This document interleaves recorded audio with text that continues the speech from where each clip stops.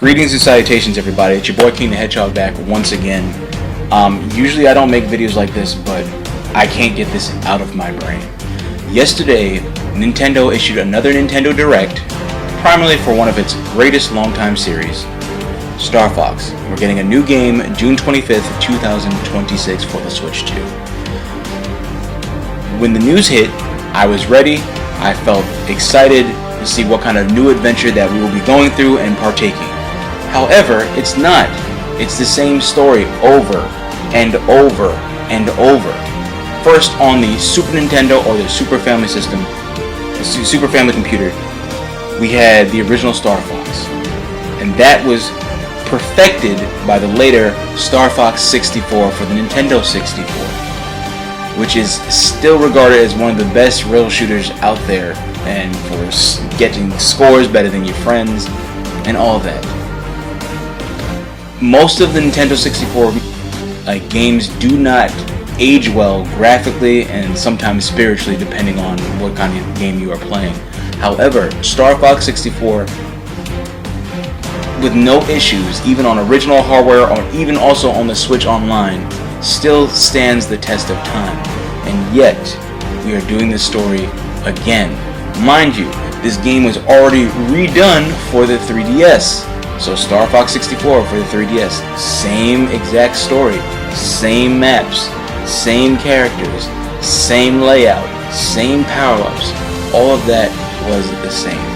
And now we get this, which again, more polish, but it's the same exact thing. Now, don't get me wrong. If you are throwing a curveball and we play the game and then something completely different happens, I'm all for it. However, from what we have seen, it is almost a carbon copy except with that wonderful polish. Now, don't get me wrong. Graphically, it looks amazing. It looks like what a space shooter should look like. Fortuna, I believe, looked like Hoth from Star Wars and everything like that, which is perfectly fine. But why are you so afraid to not play safe with this IP? You've done it with Mario Galaxy. You've done it with Breath of the Wild, Tears of the Kingdom. Even staying with Zelda, you did it from Link Between Worlds, which was a reference to Link to the Past, but Between Worlds with the shape-shifting and flat surfaces. You guys can do stuff. But this is the fourth iteration of this same game. Now, yes, you can go more in depth with characters and new scenes and the backstory. A lot of that stuff look cool, especially if you like the lore of Star Fox.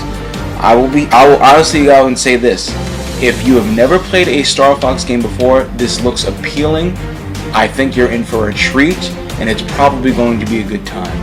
However, as somebody who's seen and grown with this series, I was just hoping for like a new story, maybe a new enemy, or maybe refurbishing the Lilat system, which is the main solar system where they carry out their missions and the story takes place. But with that being said, I don't know. But thank you very much. This is King the Hedgehog. I'll see you next time.